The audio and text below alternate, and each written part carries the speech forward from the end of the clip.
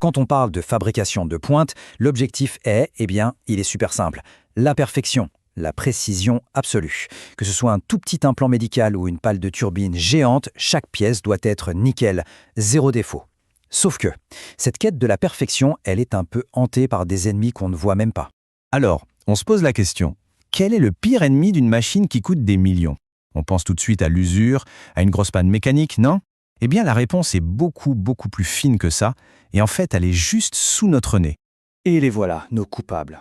D'un côté, un truc aussi simple que la chaleur, une force physique de base, mais qui a le pouvoir de tout déformer. Et de l'autre, du code. Juste quelques lignes de texte. Le langage qui dit à ces machines incroyables quoi faire. Voilà, c'est tout.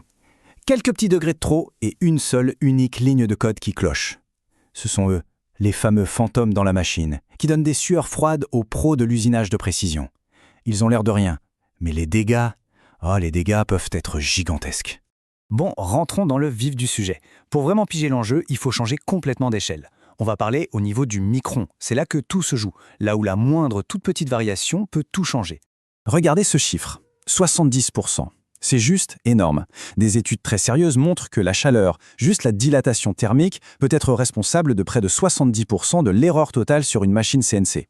En gros, la machine chauffe en travaillant, elle se déforme de quelques millièmes de millimètres et pouf, adieu la précision. C'est fou, non? La machine se sabote elle-même sans le vouloir.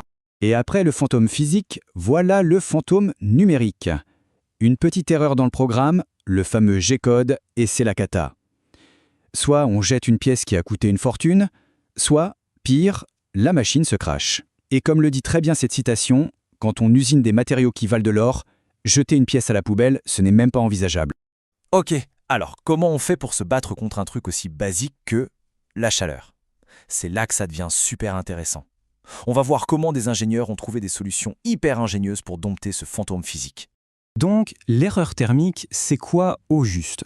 C'est ça le cœur du problème. La machine travaille, elle chauffe. En chauffant, son bâti en métal se dilate, même si c'est de façon microscopique. Et ces quelques microns de déformation, c'est pile la différence entre une pièce parfaite et une pièce qui part direct à la benne. Forcément, pour résoudre un problème, il faut d'abord le comprendre. Et pour le comprendre, il faut le mesurer. C'est exactement ce que les chercheurs ont fait ici. Ils ont joué les détectives, ils ont posé des capteurs de température un peu partout sur la machine, à des points vraiment stratégiques, près des moteurs, de la broche, sur la structure, pour créer une véritable carte thermique et voir exactement d'où venait la chaleur et comment elle se déplaçait. Et leur méthode est super rigoureuse, c'est pas juste de la bidouille. D'abord, ils ont fait des tests, à vide, puis en plein usinage. Ensuite, ils ont mesuré la température et la déformation. Puis, et c'est là que ça devient génial, ils ont utilisé du machine learning pour créer un modèle qui peut prédire la déformation juste en regardant la température. Et enfin, ils ont conçu une petite carte électronique qui corrige l'erreur en direct. Une approche vraiment complète. Et là, regardez ça, c'est la preuve que ça marche. Le avant-après, en direct. La courbe bleue, c'est la machine sans aide, on voit l'erreur qui augmente, qui dérive, c'est la cata. Et la ligne verte, c'est la même machine, mais avec son système de compensation activé. C'est quasi plat. La différence est juste bluffante. Et si on met des chiffres dessus, c'est encore plus dingue. On est passé de 110 micromètres d'erreur, ça fait plus d'un dixième de millimètre, c'est énorme à cette échelle, à moins de 10 micromètres. C'est une réduction de plus de 90%. C'est comme si on avait appris à la machine à sentir sa propre fièvre et à prendre un cachet d'aspirine toute seule pour se soigner. Allez, on a réglé son compte au fantôme physique. Passons au deuxième, le fantôme numérique, le code. Le problème est différent. Il n'est plus physique, mais 100% digital. Mais croyez-moi, il peut faire tout autant de dégâts. La grande question, c'est comment on peut être sûr à 100% qu'un programme de plusieurs milliers de lignes ne va pas envoyer la machine dans le décor? Le G-code, pour faire simple, c'est la partition de musique de la machine. Chaque ligne lui dit exactement où aller et quoi faire. Le souci, c'est que ces partitions peuvent être incroyablement longues et complexes. Et une seule fausse note, une petite erreur de syntaxe, une coordonnée mal tapée, et c'est pas juste un son qui est moche, c'est l'outil qui vient s'exploser contre la pièce ou même contre la machine. Aïe. Et c'est là qu'il faut comprendre une différence cruciale. La simulation et la vérification. Ce n'est pas pareil. La plupart des logiciels, ils simulent la trajectoire de l'outil. C'est bien, mais ça ne voit pas tout. Un logiciel comme Veryqt, lui, il fait de la vérification.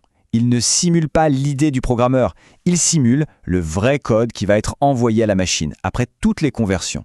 Il prend tout en compte, la machine entière, les changements d'outils, les déplacements, absolument tout. C'est un véritable simulateur de vol, mais pour une machine d'usine.